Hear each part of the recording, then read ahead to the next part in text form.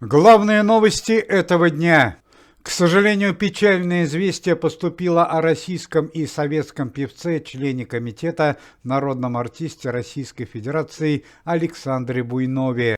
У Александра Николаевича диагностировали тяжелое онкологическое заболевание – рак предстательной железы 4 степени.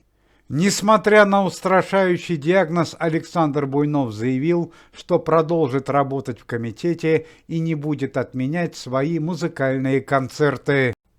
Тяжелую травму получила российская актриса, бывшая подруга Александра Домогарова Марина Александрова. Несчастье произошло прямо во время концертного выступления в театре «Современник». Во втором акте спектакля Марине Александровой стало нехорошо из-за падения на сцене. 40-летнюю артистку унесли прямо на носилках в карету скорой помощи.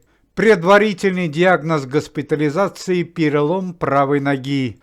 По требованию Генеральной прокуратуры и Следственного комитета Российской Федерации во главе с товарищем Бастрыкиным известного журналиста и телеведущего Владимира Познера депортируют из Франции в Россию для возбуждения уголовного дела против известного журналиста. Владимира Познера обвиняют в некорректных высказываниях против спецоперации, а также в длительной неуплате налогов за свою российскую недвижимость. Уже 1 декабря текущего года Владимир Познер окажется в России и предстанет перед судом.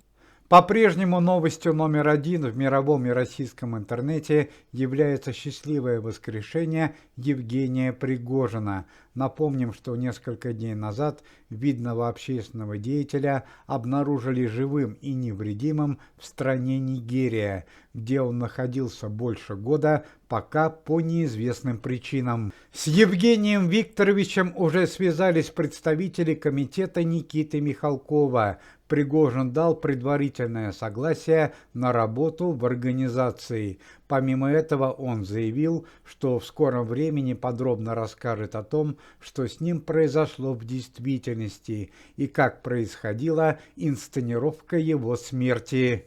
На данный момент в поездку в страну Нигерия для встречи с Евгением Пригожиным готовятся сотрудники антикоррупционного комитета, известные артисты Максим Дрозд, Алексей Нилов и фигурист Петр Чернышов. Помимо этого, для встречи с Евгением Пригожиным в эту страну направятся представители Генеральной прокуратуры и Следственного комитета.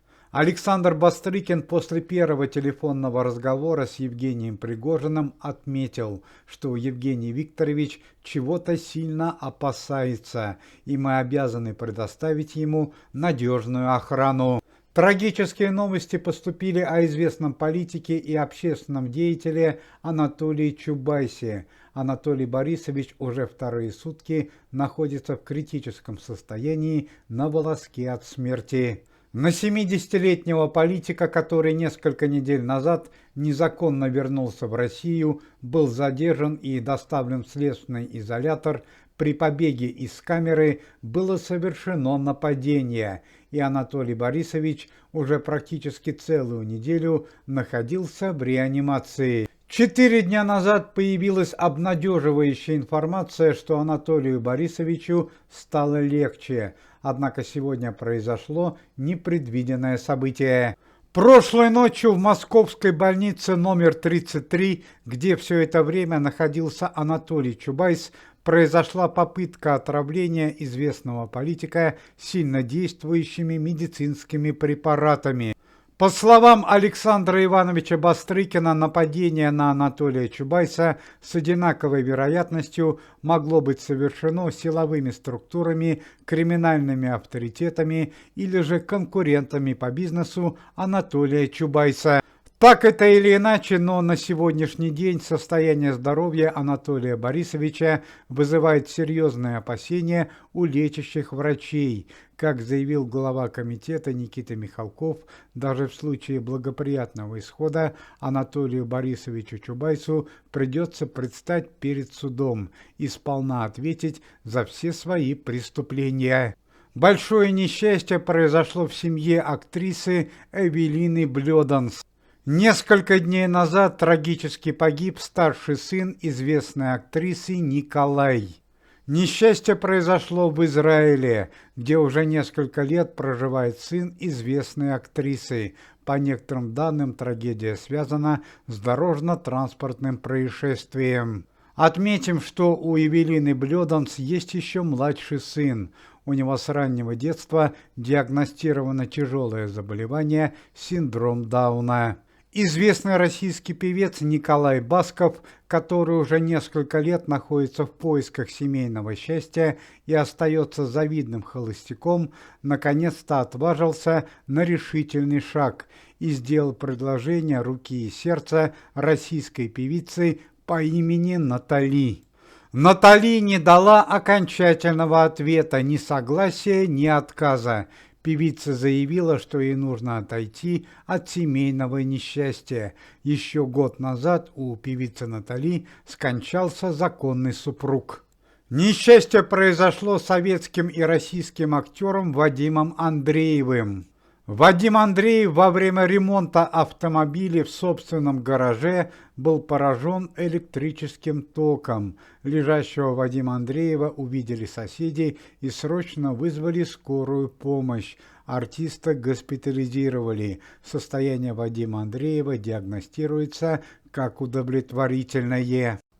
Пресс-служба комитета сообщает о колоссальной трагедии, которая произошла в семье известного юмориста Евгения Петросяна и его супруги, бизнесвумен Татьяны Брухуновой. Совсем недавно Евгений Ваганович уже перенес одну семейную драму. Он находился несколько недель в следственном изоляторе города Москвы по обвинению в смерти двоюродного брата Филиппа Киркорова Благоя Киркорова.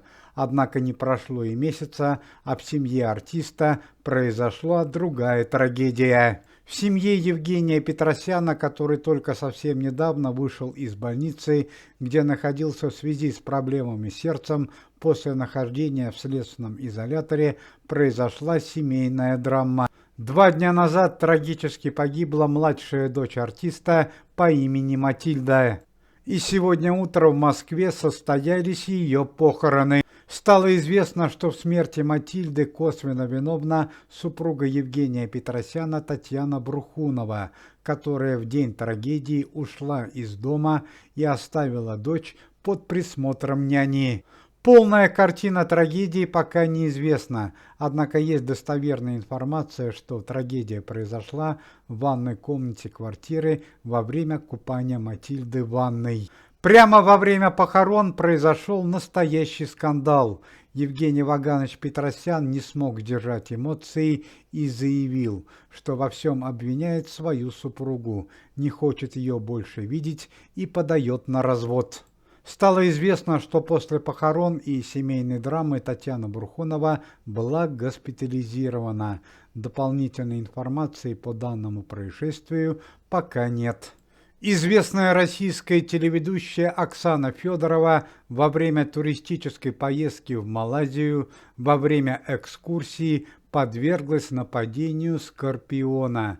Известную телеведущую спасли местные жители, которые своевременно оказали ей медицинскую помощь и доставили в больницу. Состояние Оксаны Федоровой удовлетворительное. Уважаемые зрители, если вы желаете выздоровления сотрудникам комитета и поддерживаете их деятельность, то можете поставить лайк под видео и написать поддерживающий комментарий.